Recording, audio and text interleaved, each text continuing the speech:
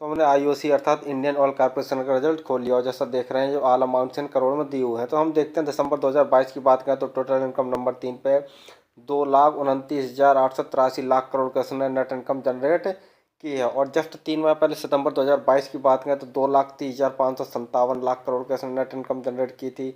और जस्ट पिछले साल यानी एक साल पहले दिसंबर 2021 की बात करें तो 1,98,547 लाख करोड़ के उसने नेट इनकम जनरेट की थी। यानी हम कहीं ना कहीं देख रहे हैं तो टोटल इनकम अगर जस्ट पिछले साल के क्वार्टर से तुलना करते हैं तो लगभग हमारा 40% के आसपास टोटल इनकम में बढ़ोतरी हुई है। और लेकिन अगर जस्ट 3 माह पहले के क्वार्टर से तुलना करते हैं तो थोड़ी सी नाम मात्र ही थोड़ी सी कमी आई है। और अब हम देख लेते हैं इसका नेट प्रॉफिट। तो जैसा आप यहाँ पर देख पा रहे हैं 7 नंबर पे कि net profit loss for the period. तो जैसा हम देख रहे हैं दिसंबर 2022 की बात करें तो 498 करोड़ का नेट प्रॉफिट इसने जनरेट किया है। और जस्ट अगर पिछले क्वार्टर की बात करें सितंबर माह में तो सितंबर माह में इसने 272 करोड़ का घाटा यानी प्रॉफिट तो नहीं हुआ था, इसे 272 करोड़ का जस्ट लॉस हुआ था। यानी अगर जस्ट पिछले क्वार्टर से तुलना करते हैं तो बहुत बढ़िया रिजल्ट लेके आई हैं। और अगर जस्ट पिछले साल की बात करें हम दिसंबर 2021 तो दिसंबर 2021 में देखते हैं 5,860 करोड़ का इसने नेट प्रॉफिट जनरेट किया था। यानी कि पिछले साल से तुलना की जाए तो इसने नेट प्रॉफिट बहुत कम जनरेट किया है। और अगर रेवेन्यू देखें तो रेवेन्यू तो बहुत ज़्यादा हासिल किया है, लेकिन नेट प्रॉफिट में कमी आई है। कमी आने का कारण यही है कि जो कंपनी के खर्चे हैं अपने उस पर कंट्रोल नहीं कर पाई है। और देखा जाए तो महंगाई भी कहीं ना कहीं तक इसके लिए जिम्मेवार रही है। बाकी कंपनी तो बहुत बढ़िया है। और तो हमने इसका चार्ट पैटर्न ओपन कर लिया, जैसा देख रहे हैं आज के दिन 81 रुपये जैसा भाव शो कर रहा है। और अगर हमने देखें सितंबर माह में तो सितंबर माह में इसका काफ़ी रिजल्ट डाउन गया था, जिसके कारण ये शेयर काफ़ी गिर चुका था। तो रेवेन्यू तो ठीक ठाक है, लेकिन कंपनी का जो नेट प्रॉफिट में काफ़ी गिरावट आई है अगर पिछले साल से तुलना करते हैं। बाकी देखते हैं तो शेयर बहुत बढ़िया है। शेयर होल्डिंग पैटर्न में देख रहे हैं प्रमोटर्स हमारी लगभग 51.5% जैसी हिस्सेदारी खरीद के बैठे हैं, जिसमें एफआईआई भी लगभग 7% जैसी हिस्सेदारी खरीद के बैठे हैं, लेकिन इन्होंने थोड़ा सा हिस्सेदारी घटा ली है। म्यूचुअल फंड देखते हैं तो ये 2% जैसी हिस्सेदारी ये भी खरीद के बैठे हुए हैं। और इंश्योरेंस कंपनियां देखें तो इंश्योरेंस कंपनियों ने अपनी थोड़ी सी हिस्सेदारी बढ़ाकर 9.35% जैसी हिस्सेदारी कर ली है।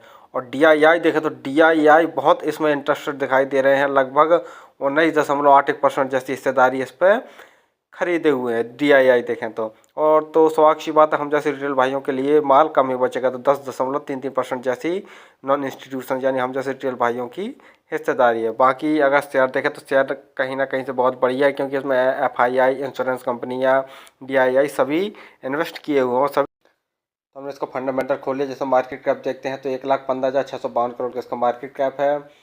और जो इंटरप्राइज वैल्यू है इसकी यानी टोटल वैल्यू देखा जाए आज की तारीख में तो 2,25,568 करोड़ की इसकी हमारी नेट वैल्यू है। और अगर हम देखते हैं तो इस कंपनी के पास कैश भी है। कैश अगर देखते हैं तो 882 करोड़ का इसके पास कैश है। और कंपनी डिविडेंड भी भारी भरकम देती है, 10% जैसे डिविडेंड देती है, जिसके कारण इसमें हमारे विदेशी एफआईआई और डीआईआई भी इसमें इन्वेस्ट किए हुए हैं। और अब हम देख लेते हैं सबसे नेगेटिव पॉइंट वाली बात। तो सबसे नेगेटिव पॉइंट वाली बात यही है कि इस कंपनी के ऊपर कर्जा बहुत ज़्यादा है। 1,10,798 लाख करोड़ का इसके ऊपर कर्जा है, जो कि कहीं ना कहीं बहुत नेगेटिव पॉइंट वाली बात है। और आर देखें तो आर 20%, आर 16% है, यानी आर और आर बहुत बढ़िया।